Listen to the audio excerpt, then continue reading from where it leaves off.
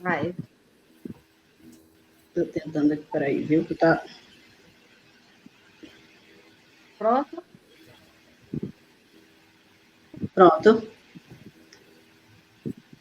Boa noite. Nós estamos muito felizes este mês de junho, apesar do confinamento e tudo que estamos passando, mas é o aniversário do nosso centro, o Centro Espírita Semente Cristã. Está completando os 18 anos. E para brilhantar, hoje nós temos nossa irmã Alzira Bessa, que vai conversar conosco sobre o trabalho, vida e obra de Eurípides Barçanufo. Antes, nós vamos fazer uma leitura do livro Vinha de Luz, que foi psicografado por Francisco Cândido Xavier, ditado pelo Espírito Emmanuel, cujo capítulo é Guardemos o ensino. E após a nossa leitura, nós vamos fazer a prece inicial para repassarmos a palavra para a Dora Rodrigues. Guardemos o ensino. Ponde vós estas palavras em vossos ouvidos. Jesus, Lucas, capítulo 9, versículo 44. Muitos escutam a palavra do Cristo, entretanto, muito poucos são os que colocam a lição nos ouvidos. Não se trata de registrar meros vocábulos, e sim fixar apontamentos que devem palpitar no livro do coração. Não se reportava Jesus à letra morta, mas ao verbo criador. Os círculos doutrinários do cristianismo estão repletos de aprendizes que não sabem atender a esse apelo. Comparecem às atividades espirituais, sintonizando a mente com todas as inquietações inferiores, menos com o Espírito do Cristo. Dobram os joelhos, repetem fórmulas verbalistas, concentram-se em si mesmos, todavia, no fundo, atuam em esfera distante do serviço justo. A maioria não pretende ouvir o Senhor, e sim falar ao Senhor, qual se Jesus desempenhasse simples função de pajem, subordinado aos caprichos de cada um. São alunos que procuram subverter a ordem escolar. Pronunciam longas orações, gritam protestos, alinhavam promessas que não podem cumprir. Não estimam ensinamentos, formulam imposições. E, à maneira de loucos, buscam agir em nome do Cristo. Os resultados não se fazem esperar. O fracasso e a desilusão, a esterilidade e a dor vão chegando devagarinho, acordando a alma dormente para as realidades eternas. Não poucos se revoltam, desencantados. Não se queixem, contudo, senão de si mesmos. Ponde minhas palavras em vossos ouvidos, disse Jesus. O próprio vento possui uma direção. Teria, pois, o Divino Mestre transmitido alguma lição ao acaso? Então, fica a nossa reflexão para todos e vamos fazer a nossa prece inicial. Convidamos a todos a juntar as vibrações em um só pensamento. Elevemos, então, neste momento, o nosso pensamento a Deus, agradecendo inicialmente pelos 18 anos do trabalho fraterno que a Casa Centro Espírita Semente Cristã oferece a todos os encarnados e desencarnados. Agradecemos também ao nosso patrono Eurípides, que tanto nos ilumina e nos acolhe. E que Deus, com sua palavra, possa envolver toda a humanidade no intuito de envolvê-los, fortalecendo diante de suas leis. Que saibamos não só pronunciar as palavras do Cristo, mas que saibamos, acima de tudo, Senhor, colocá-las em prática, em nossas atitudes, em nossas ações. Nós agradecemos imensamente pelas bênçãos neste momento que envolve toda a humanidade. E pedimos aos nossos amigos espirituais superiores que possa incluir a nossa palestrante da noite. E mais uma vez, que continue a envolver, a proteger e a intuir todos os trabalhos da nossa casa. Que assim seja. Vou passar a palavra à Dora Rodrigues para ela dar continuidade às atividades desta noite. Sejam todos bem-vindos. Boa noite a todos. Estamos muito felizes com a presença da Alzira conosco. É muito significativo pelo fato da nossa casa, o patrono da nossa casa ser Eurípides Barçanufo. E a Alzira Bessa, ela é natural de Sacramento. Ela é professora aposentada e dirige o Grupo Espírita Esperança e Caridade, com sede no Colégio Allan Kardec, há 31 anos, ambos fundados por Eurípides Barçanufo. Ela é presidente do Lar de Eurípides, fundado por Corina Novelino, entidade responsável pela escola Eurípides Barçanufo, fundada por Corina Novelino e Dr. Tomás Novelino no ano de 1975, sendo responsável por sua coordenação pedagógica desde a sua fundação. A partir do ano de 1990, coordena os trabalhos relacionados à evangelização de espíritos, metodologia da educação do espírito, trazida pelo professor Eurípides Barçanufo. Tem publicado 26 livros sobre a educação do espírito. Já realizou 61 encontros de evangelização de espíritos e trabalha esse trabalho orientado pela equipe Eurípides Barçanufo. Então, ninguém melhor para falar sobre a vida e a obra do Eurípides Barçanufo que não a Alzira. Alzira, um prazer, uma satisfação você ter aceitado o nosso convite. O prazer é meu, Dora, a Silvia, que gentilmente nos convidaram para participar desse momento sublime do aniversário do Centro Espírita Semente Cristã. Isso é uma semente de luz que, com certeza, está irradiando para toda esta região alvissareira de esperança. Nós estamos felizes e agradecemos, pedindo a Jesus e a Eurípides que fortaleçam todos os trabalhadores desta casa. Queridos amigos, para mim é uma alegria poder falar de um espírito tão grandioso quanto Eurípides Barçanufo. Nós sabemos que Eurípides trouxe um grande compromisso, mas eu gostaria hoje não de relatar a vida de um homem, mas trazer a todos o olhar do espírito deste irmão, que trouxe uma trajetória já cheia de luz, cheia de construções, de valores, né? Então, nós vamos para falar de Eurípides, como diz Corina Novelino, é a mesma coisa de falar de Jesus. No entanto, a gente vai dar alguns enfoques naquilo que retrata a grandiosidade deste espírito.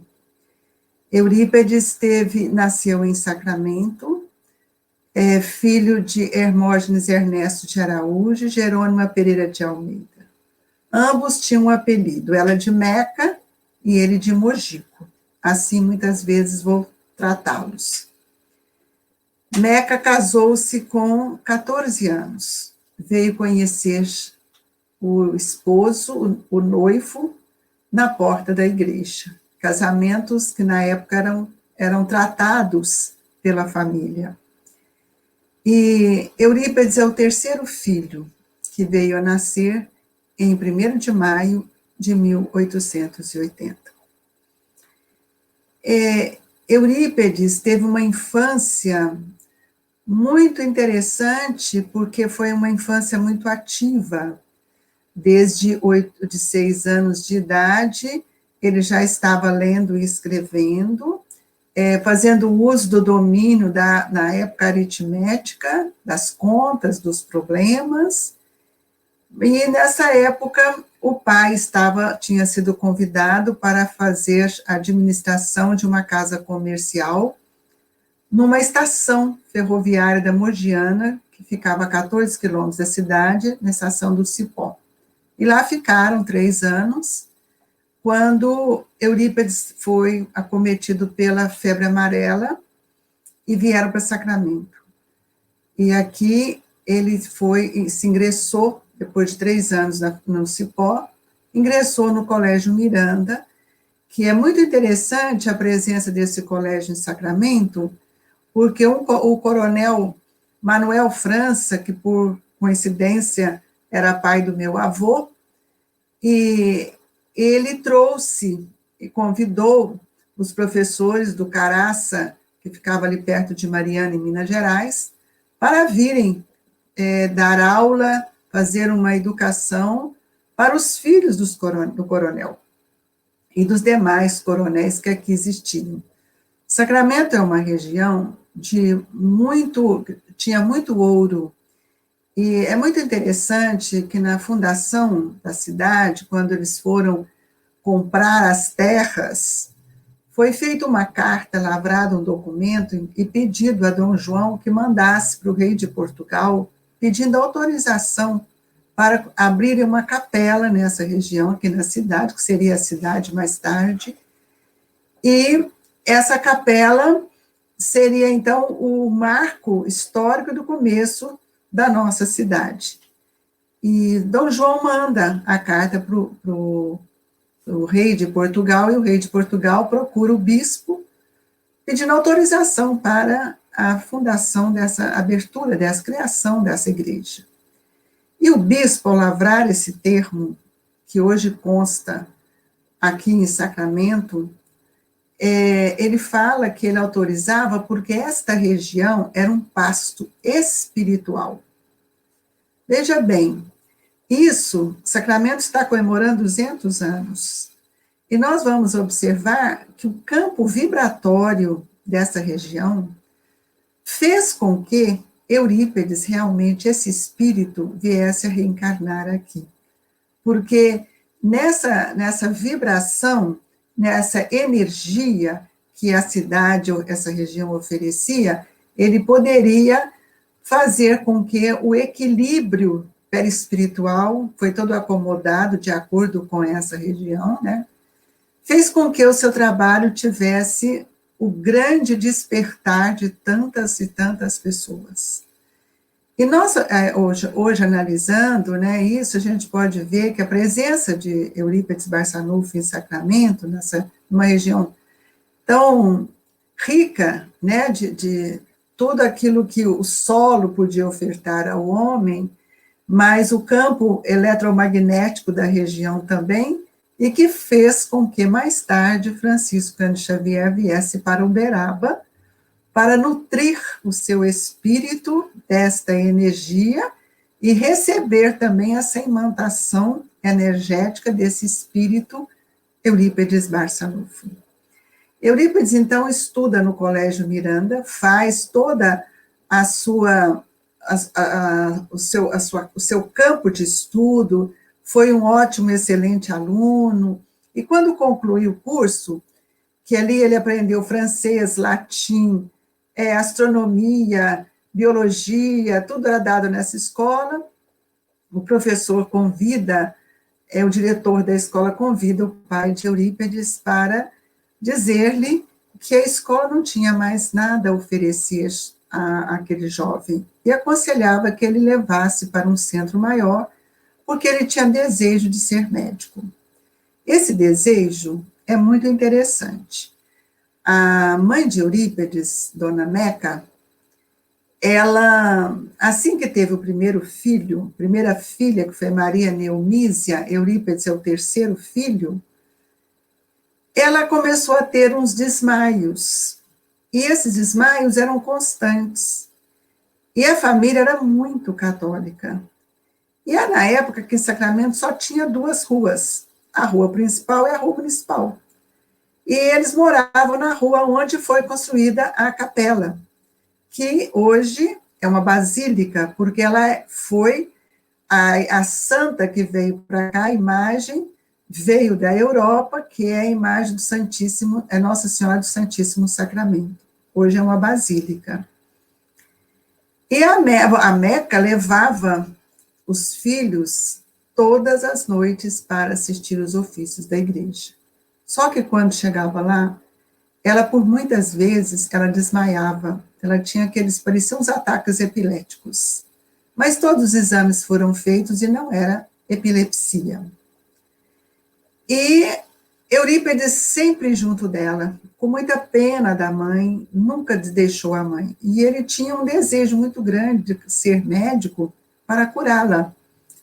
Tanto é que, nesta época, veio um senhor, que era homeopata, aqui para Sacramento com a esposa, a convite do vovô Mujico, do Mujico, para ficar na casa dele, para cuidar da dona Meca.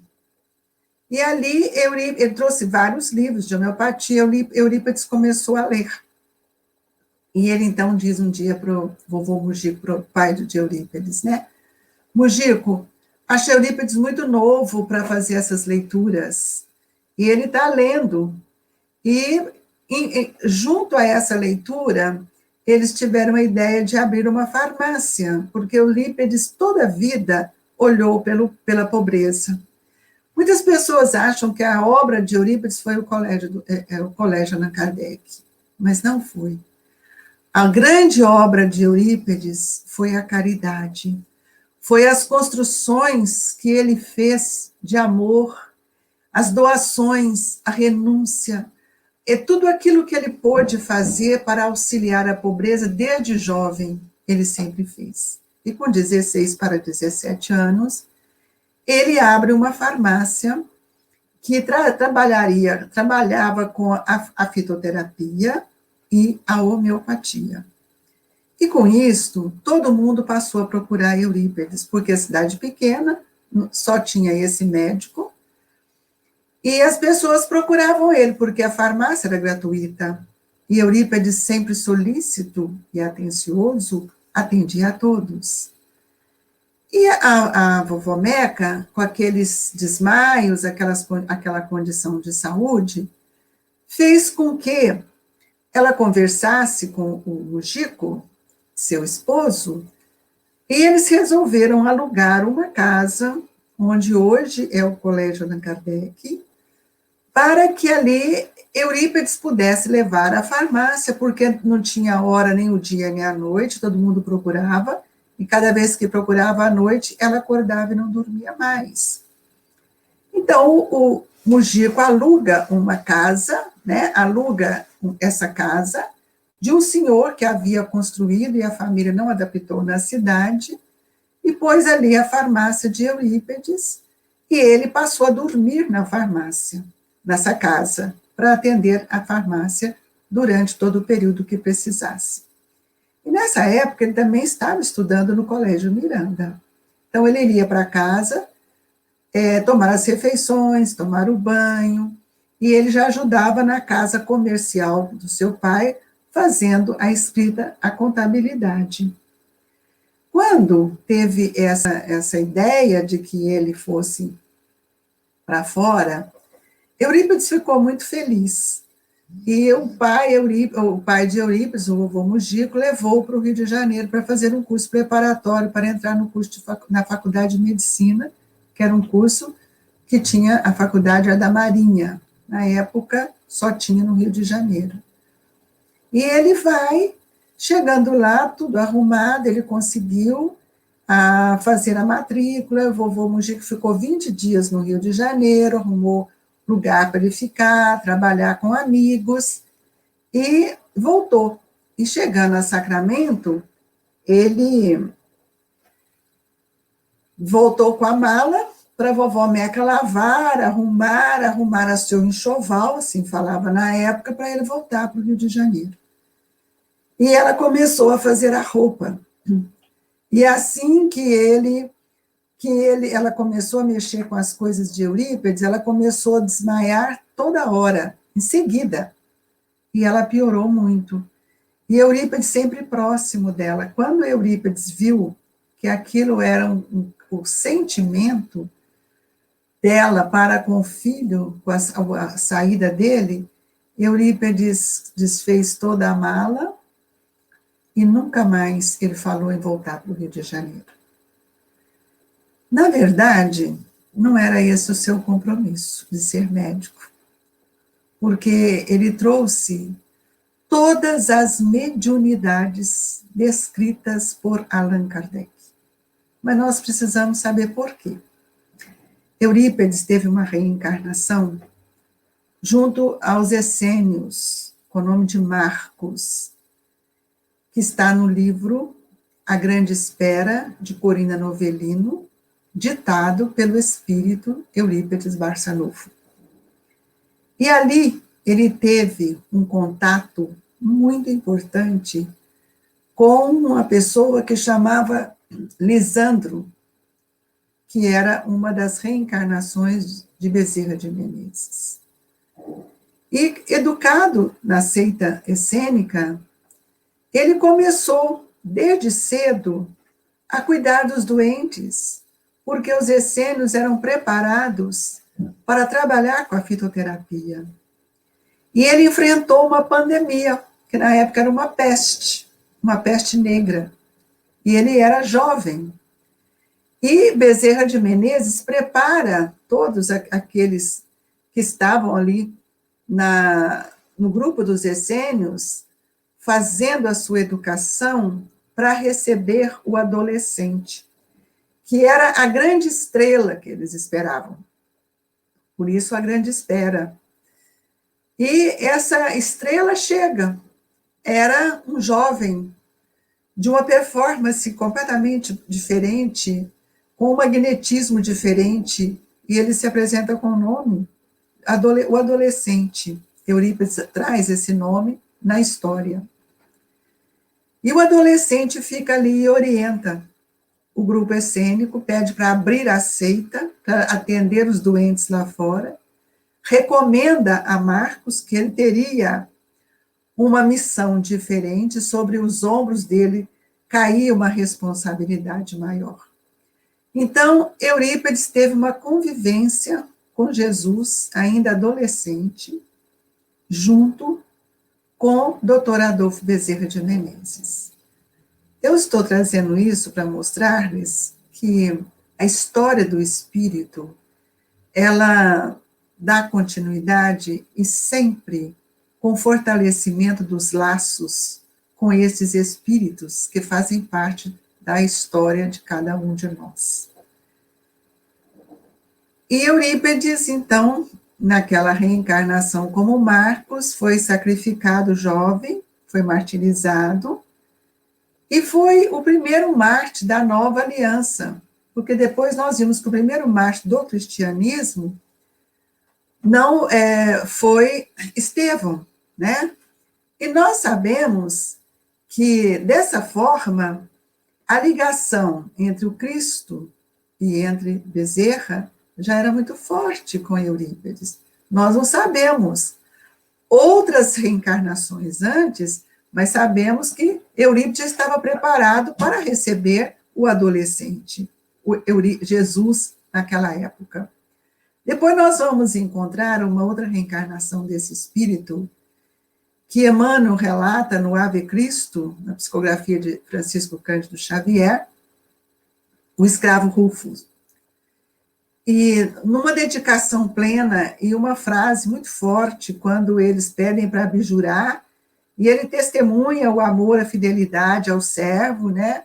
A esposa com as filhas iam ser vendidas, quando o cobrador dos escravos aproximou dele e disse para ele que ele tranquilizasse, que ele cuidaria da família, porque ele também era cristão. Nesta reencarnação, ele deixa um exemplo muito grande sobre o pensamento, o que depois ele vem estruturar dentro do seu trabalho, da sua obra, aqui em Sacramento. Quando ele diz para o capataz que estava trazendo a ele todas aquelas chicotadas, né? E ele foi preso num animal bravo, num burro, né? E foi solto, onde ele foi totalmente rebentado. E ele então diz para o capataz que ele não abjuraria e que o espírito era livre, o pensamento era livre, e que ninguém tinha o direito de subjugá-lo. Hoje nós observamos isso com outro olhar. realmente a liberdade que o espírito tem é a liberdade de pensar. Então, nessa reencarnação, nós percebemos a grande dedicação, a grande lealdade dele com Jesus. Depois nós encontramos esse espírito numa reencarnação quando ele estava como Lavater, o filósofo Lavater, e contemporâneo de Pestalozzi, e naquela reencarnação ele era protestante. Ele professava toda a filosofia trazida, né, dentro dos conceitos protestantes de Martim Lutero. E foi um grande amigo de Pestalozzi. Fora um espírito que tinha uma ideia muito avançada. Isso 50 anos antes da doutrina espírita, ele já falava na reencarnação e elabora uma estrutura filosófica sobre o estudo da fisiognomia. E ele tem uma correspondência muito grande com Maria I da Rússia, cujas cartas Kardec publica na Revista Espírita, e Leon Denis coloca também no livro O Porquê da Vida. Eu estou falando disso para mostrar-lhes que esse espírito Eurípides Barçanufo tem uma conotação espiritual diferente, muito diferente, de eu falarmos da vida de um homem que viveu tão pouco tempo. E, como Lavater, ele auxiliou muito Pestalozzi. Além de auxiliá-lo, orientava Pestalozzi. Naqueles momentos de alto e baixo que Pestalozzi passou, junto à Alemanha, junto à Suíça, e que só mais tarde, depois de que ele veio construir o Instituto de Riverdale, onde foi que recebeu o nosso caro mestre lionês Allan Kardec.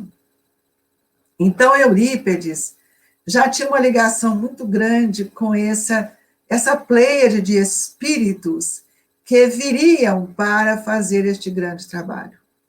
Mas é interessante, no livro Coração do Mundo, Pátria do Evangelho, Humberto de Campos mostra alguns colóquios de Eliu com Jesus e depois de Ismael, e a gente vê a chegada de Bezerra de Menezes, a reencarnação de Bezerra de Menezes aqui no Brasil. E logo depois, em 1880, Eurípides reencarna em Sacramento. E quando nós observamos o desenvolvimento de Eurípides enquanto jovem, ele foi católico, a família toda muito católica, mas não era ser só católico. O lugar dele era perto do padre, ali no altar.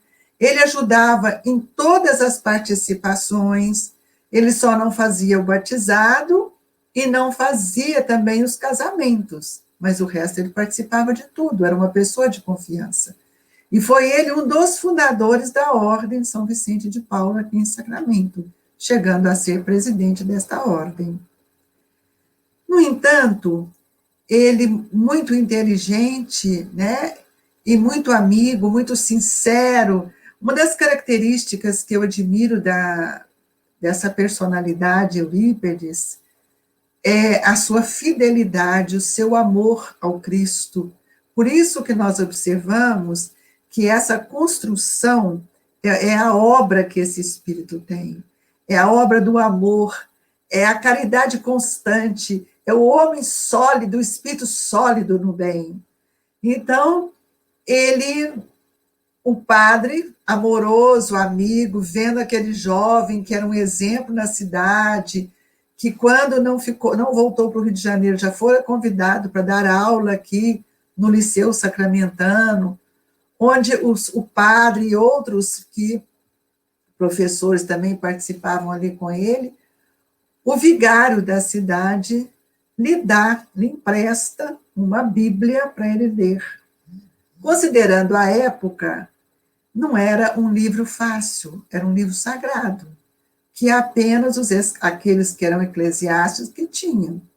Então, ele faz uma recomendação: Eurípides, eu vou te emprestar esse livro, mas esse livro só para os padres. Mas como você tem muito interesse, eu vou te emprestar para você ler a Bíblia Sagrada. E Eurípides, então, fica extremamente feliz e dedica a leitura do livro. E assim que ele entra no Sermão da Montanha, ele fica um pouco reflexivo e ele vai perguntar ao padre. E ele pergunta, como é que aconteciam as bem-aventuranças se ele via as pessoas nascerem doentes e morrerem doentes, os pobres nascerem pobres e morrerem pobres, quando aconteciam as bem-aventuranças? E aí o padre, então, lhe diz, Eurípides, essas coisas são mistérios da igreja. Não adianta você querer pensar. Porém, esse espírito já tinha tido tantas trajetórias junto com Jesus, a memória guardava todo aquele acervo de conhecimento e as vivências afetivas que esse espírito havia construído, por esforço, por ser mártir por tantas vezes, porque ele foi sacrificado em outras vezes.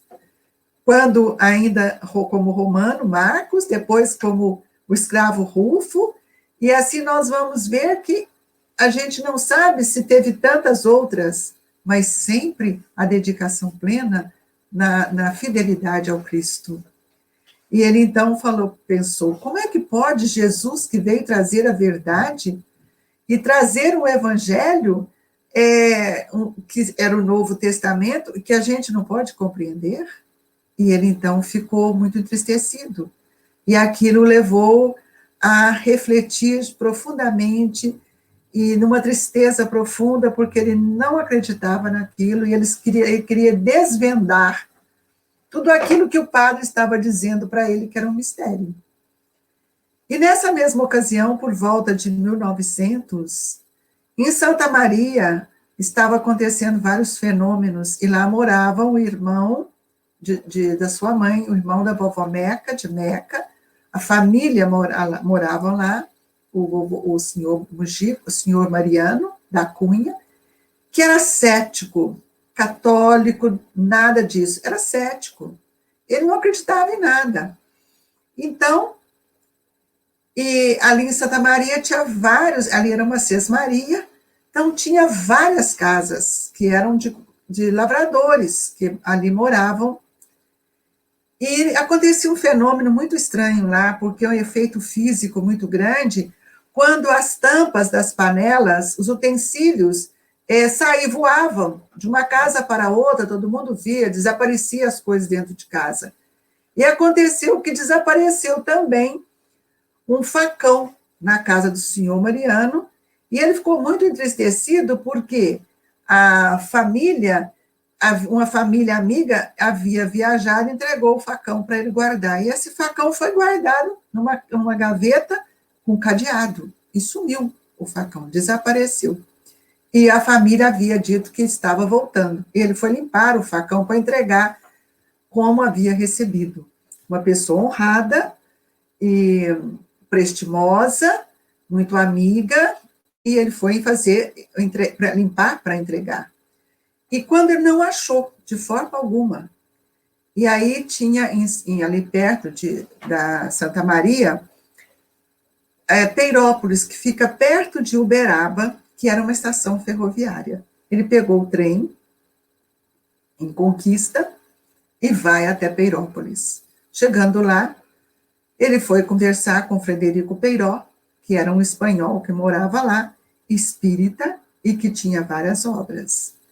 E conversando com ele, explicou o que estava acontecendo. Frederico Peiró fez uma prece com ele e diz, olha, você pode voltar, que o facão, você vai encontrar o facão, mas você vai ter que ler a doutrina espírita, porque o que está acontecendo lá é um fenômeno mediúnico de efeito físico.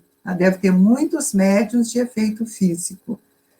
E aconselhou que ele deveria abrir uma casa espírita. E Frederico Peiró até veio para Santa Maria para ajudá-lo. E assim que ele volta de Peirópolis, não há de ver que o facão estava num cesto, no jacá, e ali ele encontrou esse facão. E, a partir daí, ele começou a ler contra fatos não tem argumentos, né? O Frederico Peiró passou a vir a Sacramento, a Santa Maria, e eles abriram lá a Casa Espírita, o Centro Espírita Fé e Amor, no dia 28 de agosto de 1900.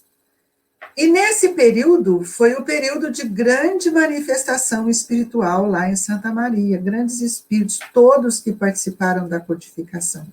Por quê? Porque eram médiuns simples, analfabetos, porém dotados de uma mediunidade muito expressiva, e traziam uma pureza de coração. E ali, então, senhor Mariano vinha a Sacramento fazer compra, ficava na casa da irmã e gostava muito de dormir no quarto do sobrinho. E contava para ele.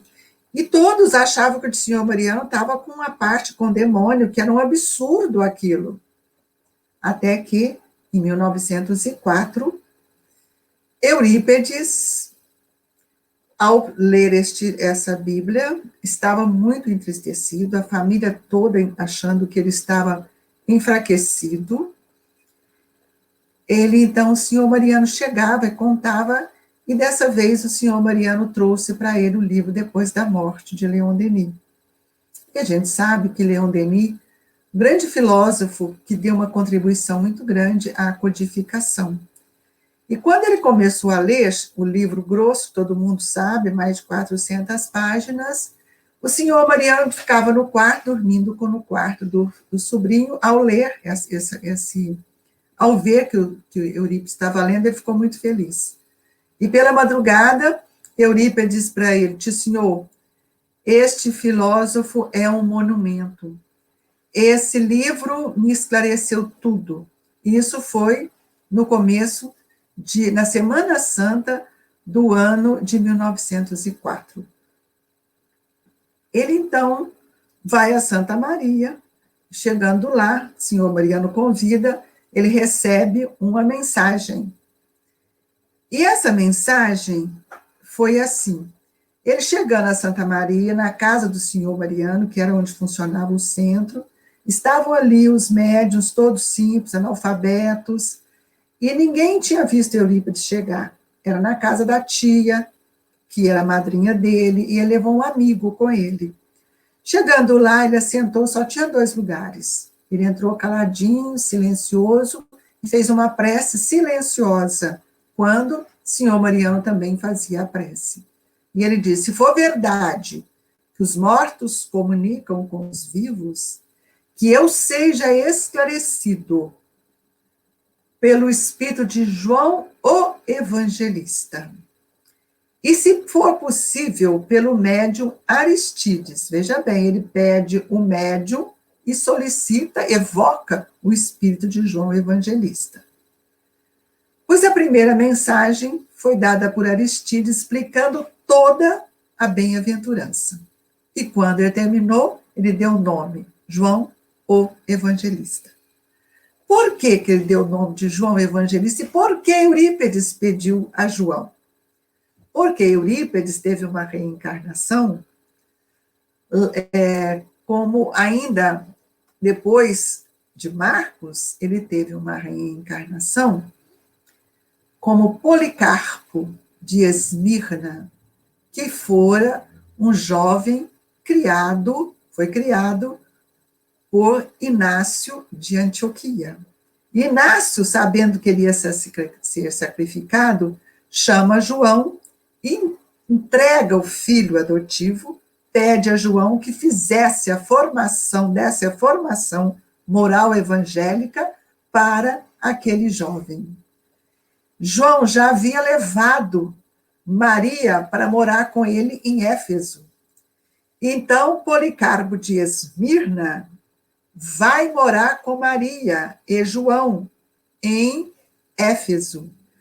Quando recebeu toda a formação, tornou-se um grande cristão, que todo mundo conhece a história de Policarpo de Esmirna, abre várias igrejas e nessa reencarnação ele também é sacrificado. Então, este espírito tem uma construção, uma obra para solidificar nesta reencarnação o que ele fez em Sacramento. Quando ele escuta essa mensagem, ele fica inteiramente perplexo e havia respondido tudo o que ele havia pedido. Ele volta, e aí o tio o convida para que ele voltasse a Santa Maria depois para assistir uma próxima reunião. E depois de 3 meses, ele volta a Santa Maria. Chegando lá, ele recebe uma mensagem pelo senhor Mariano, de Vicente de Paula, que lhe diz: abandone a igreja, deixe o cargo que ocupa, cujo nome, cuja entidade, a instituição leva o meu nome, e procure serenar o coração, que você vai ficar sozinho. Até mesmo a sua família ficará silenciosa e a cidade toda revoltará contra você. Imagina nós recebermos essa mensagem e sairmos convictos de que nós daríamos conta do recado. Eurípides veio reflexivo, procura o padre, entrega a Bíblia e diz para ele: a partir de hoje eu sou espírita. A cidade inteira achou que estava obsediado. E ficaram assim, alarmados. E a família não aceitava. E ele ficou na casa que o vovô Mujico havia alugado para ele ficar com a farmácia. E depois de um certo tempo, o que acontece? Depois de um certo tempo, ele, então, lendo, estudando, senhor Mariano continuando a dar um amparo, ele, então, entende o chamamento todo e fica na casa quando o Vicente de Paula convida para abrir a casa espírita aqui em Sacramento. E ele abre o Grupo Espírita Esperança e Caridade no dia 28 de janeiro de 1905.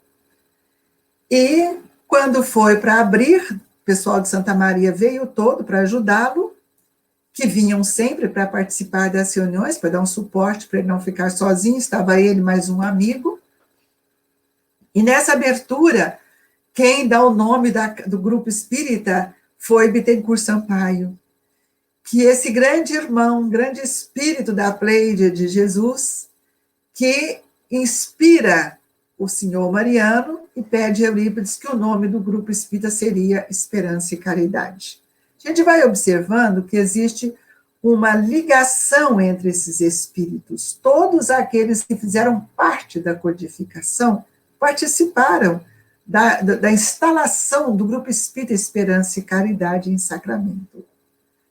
A partir daí, o colégio fica aberto, o Grupo Espírita fica aberto, e a família muito entristecida, porque a cidade toda falando. Eurípides fora convidado a sair do Liceu Sacramentano, porque ele começou a levar as aulas com a moral da cristã, né, que tinha os textos do Evangelho, e ele foi ficando sozinho, realmente ele ficou sozinho. Até que um dia o vovô Mujico disse para a vovó Meca: você vai lá na casa que Eurípides está, e diga a ele que eu estou pedindo para ele largar esse espiritismo de lado e voltar para casa, porque toda a cidade está chamando de louco. E a vovó Meca pega um chale, enrola e vai estar com ele. Chegando lá, ela fala para ele: Eurípides, eu vim aqui a recado do seu pai. E ele dá o recado, ela dá o recado, e Eurípides, então, assenta com ela amorosamente, explica o que era a doutrina espírita, e ela sai, e ele diz para ela: minha mãe, diga ao meu pai com todo o respeito que eu tenho por ele, mas eu pediria que ele conhecesse a doutrina espírita para depois me pedir que eu abandonasse. E ela foi para dar o recado. Quando ela chegou lá, o recado que ela deu foi assim: Mujico, a partir de hoje eu também sou espírita. Depois disso, ela deu o recado de Eurípides. E foi assim que nós começamos a ver que a família foi voltando, foi conhecendo o espiritismo, e começaram as primeiras reuniões, e quando foi isso em 1905, e nesse período ele é convidado a sair do Liceu Sacramentano por ter se tornado espírita. Mas tinha em Sacramento uma senhora, professora, a primeira professora de Sacramento, era a madrinha da irmã de Eurípides, uma das mais novas, a Idalides. E ela teve uma escola aqui em Sacramento, e ela então estava com todo o mobiliário. Eurípides foi lá, conversou se ela alugava para ele, e ela emprestou para ele, e ele montou a escola com o mesmo nome, Liceu Sacramentano, porque o liceu havia fechado. A igreja, todo mundo contra dele, ele fechou. E ali ele começou a dar as aulas e começaram a vir os primeiros alunos. A família já estava se tornando espírita e eles foram ali chegando, amigos, os filhos dos primeiros espíritas, até que aquelas crianças jovens da cidade, os pais procuraram para matricular nessa escola. E ele, então, recebe com muita alegria aquelas crianças, né? Mas ele continuou a dar as mesmas aulas. E aí um grupo de pais chegou perto dele e disse para ele: senhor Eurípides, se o senhor for continuar dando aulas de espiritismo, nós vamos tirar os nossos filhos. Ele então diz assim: eu chamo a atenção dos espíritas que estão me ouvindo. Olha a fidelidade, a postura. E ele diz: retiram-se as crianças, mas eu não retirarei a verdade. E assim aconteceu. Os pais foram tirando, e chegou um ponto que ele estava só com aquele número pequeno de crianças, que eram os filhos de espíritas pouquíssimos. E numa manhã de janeiro do ano de 1907, ele estava muito triste, porque não tinha aparecido nenhum aluno para começar o ano, e ele estava fazendo uma prece, sentiu um envolvimento espiritual diferente, pegou o lápis, o papel, e recebeu uma mensagem dizendo: retire a tabuleta da escola, que é requisitos da vaidade humana, e coloque no frontispício desta casa o nome de Colégio Allan Kardec. Institua o Evangelho de meu filho às quartas-feiras, e coloque no currículo dessa escola o curso de astronomia, que eu acobertarei esta casa com o meu nome, e assina Maria, serva de Deus. Quer dizer, João deu a primeira mensagem, João, o evangelista, que educou Policarpo. Maria, mãe de Jesus, que recebe Policarpo na sua casa. Volta como amiga e irmã, a Santíssima, pedindo que abrisse o Colégio Allan Kardec. Muita gente acha que o Colégio Allan Kardec foi a primeira escola espírita do Brasil ou do mundo. Na verdade, o colégio foi a primeira escola a estudar e educar o espírito, porque Eurípides sempre respeitou todas as religiões. E ali ele tinha, no horário do evangelho, não era aula de espiritismo, era a aula da moral do Cristo, a moral cristã. E nesse momento acontecia um fenômeno extraordinário. A sua palavra era ouvida na cidade inteira. Claro que a cidade era pequena, mas ele tinha a mesma mediunidade de Santo Antônio de Pádua, que era visto em vários lugares. Eurípides também. Foi assim que abriu o Colégio Allan Kardec. E foi assim que Eurípides passou a ser conhecido pelos seus desdobramentos durante as aulas, quando os alunos, com muito respeito, viam que o professor estava entrando em transe, que ele ficava com a face lívida, e ele ficava com os olhos fechados, e dali eles já sabiam que ele estava entrando em transe. E em transe ele atendia os doentes, fazia parto, materializava, e isso foi muitas vezes. Chegou a receber em Sacramento 1000 correspondências por dia, naquela época, que atendia tantos enfermos. Hoje nós temos um acervo de quase 4.000 correspondências de pessoas que pediam o medicamento. A carta vinha, Bezerra de Menezes psicografava. Na terceira vez que ele vai a Santa Maria, Bezerra de Menezes fala que ele estaria trabalhando com ele 4 anos depois que ele desencarna.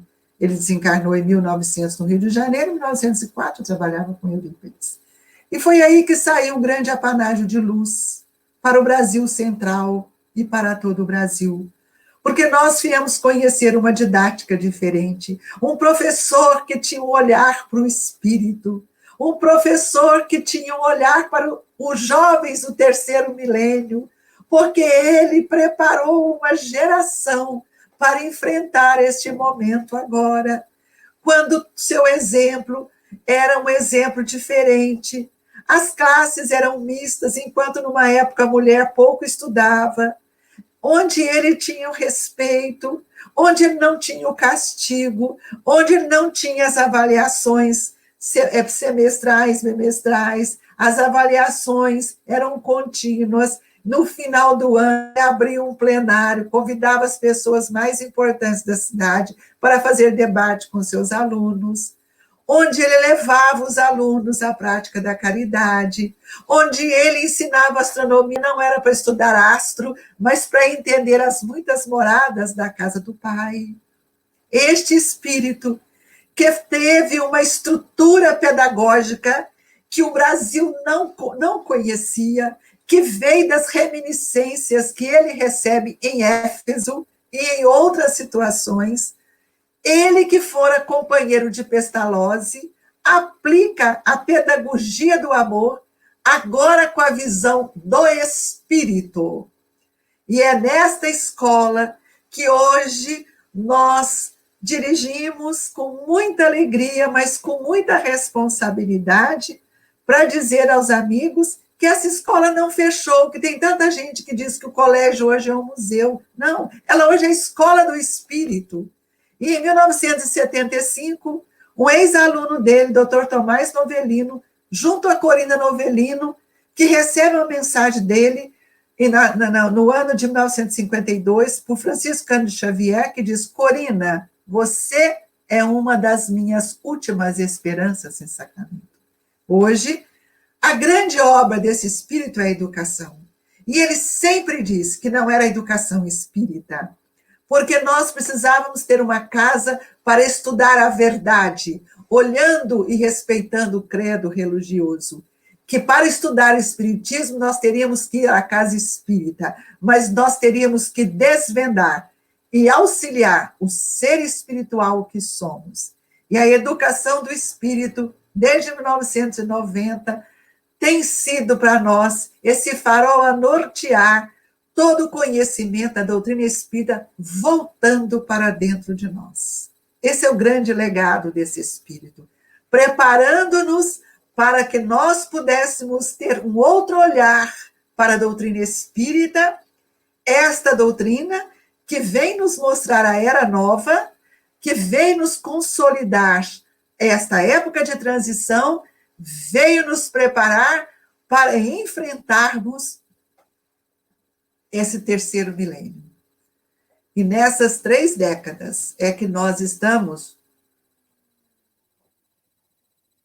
aprendendo e ensinando, pela sua grandiosa metodologia, a evangelização de espíritos, que tem um compromisso de despertar a consciência do ser espiritual que nós somos, de nos mostrar a nossa história, de falar de um planejamento reencarnatório, de desvendar as nossas necessidades, de mostrar o que é uma anterioridade, esse espírito que vem para impulsionar a vontade, para nos mostrar o que é a expansão de uma consciência, para olhar agora não mais para as crianças como corpos, não mais para olhar o adulto como homem, mas como um espírito, esse espírito que está a caminho.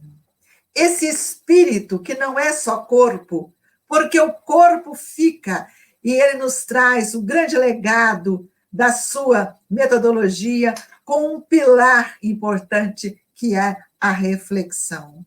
Então, nós observamos que tudo aquilo que ele fez no colégio, ele hoje avança nesse entendimento, ampliando o nosso olhar.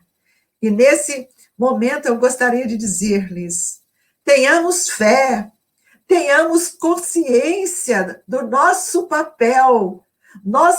Estamos sendo preparados desde a chegada do codificador, desde o Consolador, para que nós pudéssemos agora compreender que a Terra não pode mais viver na situação de antes, com essa falta de moral. A moral social dos homens cai agora por terra. O materialismo tem que desmanchar.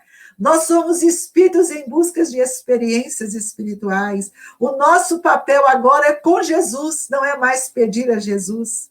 Agora é caminhar para Jesus, auxiliando, esclarecendo. Esse é o grande papel da casa espírita, agora, pós-pandemia, quando nosso olhar será voltado para o espírito e não mais para os homens. O espírito não tem idade. Nós não vamos mais educar corpos, crianças. Muita gente acha que a evangelização de espírito para menininho. Menininho, o bebê, o velho, o adulto, o jovem, as fases existenciais do espírito, mostra quem somos. Nós somos um espírito. E eu espero que os espíritas cristãos do Brasil procurem mudar o olhar, porque da hora avante é o olhar da esperança. É tempo de decisão.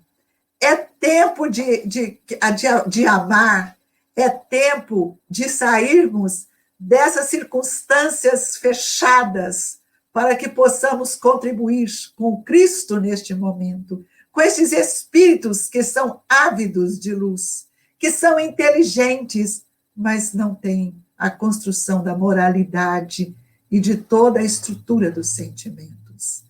Eu desejo a todos, eu desejo ao Centro Espírita Semente Cristã, que semeie a verdade, semeie no solo desses espíritos, para que no Nordeste também floresça esta proposta de educação do espírito, porque agora, no terceiro milênio, nós teremos que olharmos um para os outros como espíritos, com a nossa história, com a nossa construção. Aquilo que nós fizemos foi uma experiência, mas muito não libertaram. Quantos estão chorosos porque a casa espírita está fechada? Nós somos a casa espírita.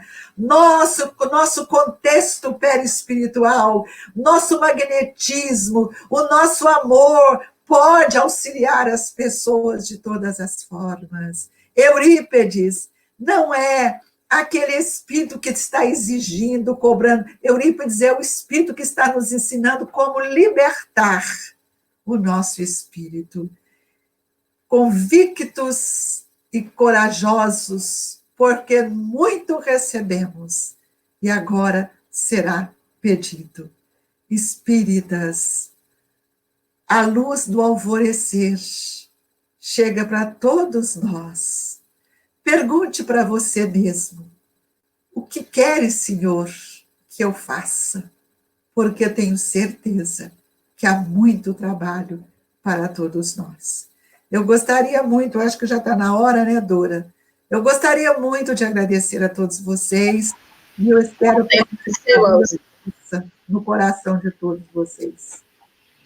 Eu vou deixar a Dora entrar para me saber o que ela vai precisar de mim ainda, o que eu posso ajudar.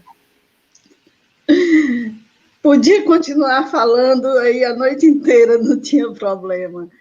Nós estamos muito felizes com tudo que você nos trouxe sobre Eurípedes, mas estamos felizes porque aqui conversando, antes de iniciarmos o nosso trabalho, nós já entramos aqui num acordo de que teremos um momento para falar da evangelização de espíritos. Então, com certeza, estaremos juntos.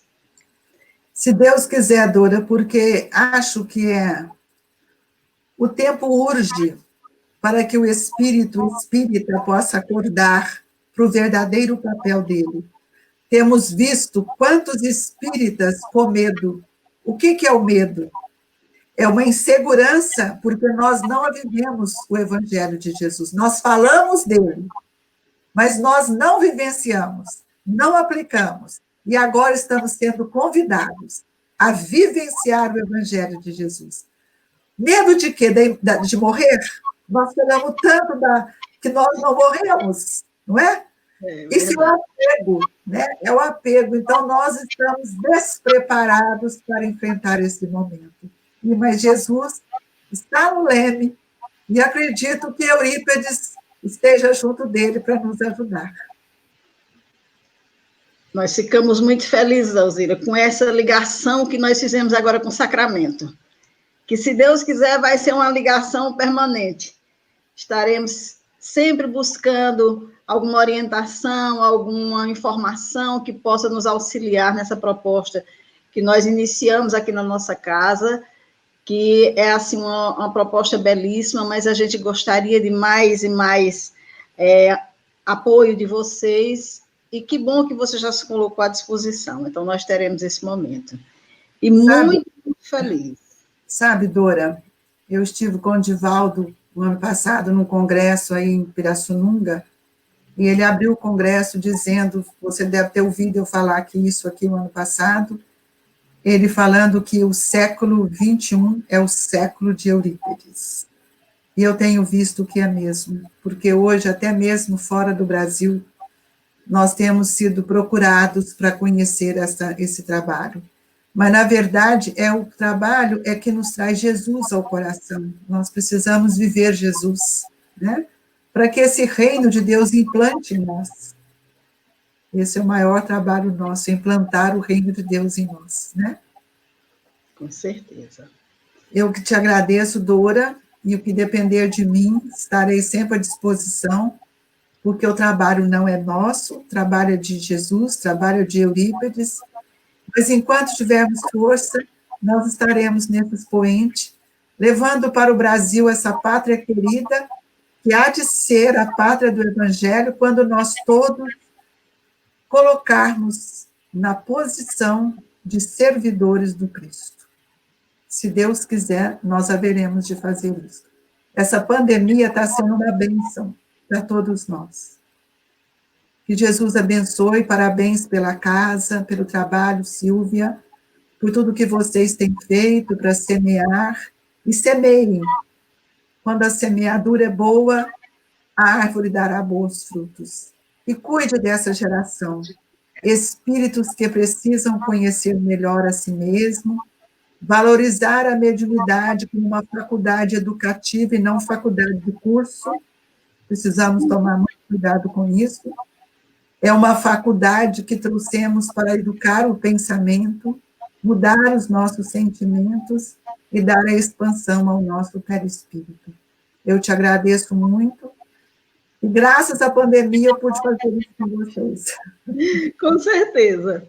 Ela nos uniu, graças a Deus. Isso mesmo, não temos fronteira. Eu vou passar a palavra para a Silvia, porque eu sou muito emotiva e já não dá mais para falar. Muito obrigada. Estou tentando me segurar, né, para poder encerrar. Realmente foi um presente que nós recebemos hoje. Ter você aqui conosco, ter falado, ter exemplificado de uma forma com tanta propriedade. Então, é um recado que fica realmente nos corações de todos que tiveram a oportunidade de ouvir você nesse momento.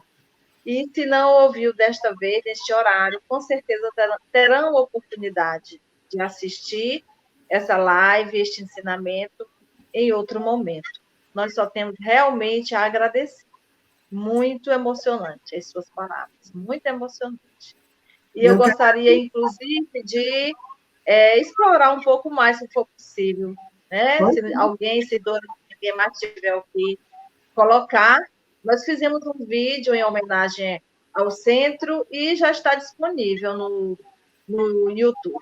Né? Muito simples, mas é de coração. E nós gostaríamos de explorar mais ainda você pedindo para a prece final, se for possível, Alzira. De todo o coração, muitíssimo obrigada. Então, vamos elevar o nosso pensamento juntos a Jesus, para que nós possamos, Mestre, mentalizarmos o planeta Terra, pedindo ao Cristo, com todo o seu amor, que estenda as suas mãos, agasalhando todos os nossos irmãos, porque hoje nós não temos mais uma pátria, nós todos vibramos por uma pátria universal, por uma família universal, pelo chamamento divino que todos nós estamos recebendo. Mas, Senhor, que os seus olhos dirigem para aquela pátria que o Senhor elegeu para ser o coração do mundo, a pátria do Evangelho. Que humildemente, Senhor, nós todos juntos possamos trabalhar para a redenção de nossos espíritos, com o propósito sublime e divino de contribuir com a educação desta nova geração, que terá a grande responsabilidade de edificar esta bandeira do Cristo nesta terra tão querida, onde tantos espíritos por aqui passaram para nos ensinar, e agora que estamos com a responsabilidade de amparar, de agasalhar, de esclarecer, mas acima de tudo, Jesus, de educar e evangelizar. Que o Brasil seja, Senhor, esse celeiro sublime para todos nós, cuja ambientação reencarnatória aqui nos uniu. E que juntos, acobertados pelo manto de Maria, nós pedimos a estes espíritos que em seu nome trabalham, que fortaleçam-nos para que nós possamos ser os trabalhadores desta primeira hora do terceiro milênio. Sê conosco, Senhor, agora, hoje e sempre, Mestre, agasalhando todos os lares que estão em dor, mas que sejamos todos irmanados na fé, na coragem e na esperança. Que assim seja. Que assim seja. Muito feliz por tudo, muito feliz. Dora, obrigada com você, Dora. Muito obrigada, Alzira, muito obrigada por ter aceito o nosso convite. Você não tem ideia da importância para todos nós desse momento. E se Deus quiser, breve estaremos retomando aqui com você, com sua equipe, conversando sobre a evangelização de espíritos, se Deus quiser. E até julho, se Deus quiser, no nosso encontro. Se Deus quiser. Né? Faremos pela live, mas faremos, se Deus quiser. Ótimo. Fiquem com Deus e um grande abraço para os nossos irmãos dessa casa querida. Fiquem com Deus. Muito obrigada. Obrigado, muito obrigada. Uma boa noite a todos que nos acompanham. Vai ficar o vídeo no YouTube, vai ficar também no Facebook gravado, e logo mais nós estaremos colocando no Instagram também. Então, fiquem tranquilos, aqueles que estão pedindo aqui, se vai ficar gravado, vai ficar tudo gravado, poderão rever a nossa conversa, e aqueles que ainda não tiveram como chegar a tempo, vão ter a oportunidade de assistir. Uma boa noite a todos. Gostaria de deixar um abraço para todos aqueles que compartilharam conosco, né? Que Jesus os abençoe. Sim. E uma boa noite para vocês. Fiquem com Deus. Boa noite, muita paz. Muito obrigada. Que assim seja.